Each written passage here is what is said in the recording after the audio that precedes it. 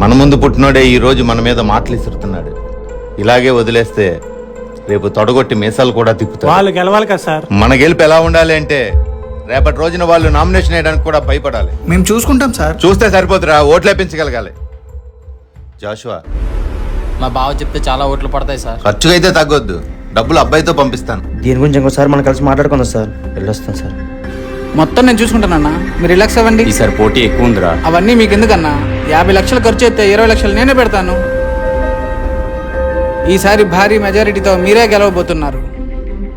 ఇంతకీ మీకేం కావాలి? మీకు తెలిసిందే కదన్నా. వీడేంట్రా మనకంటే ఎక్కువ చేస్తున్నాడు.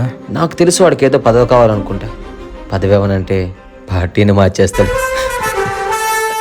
రాజకీయం రైతే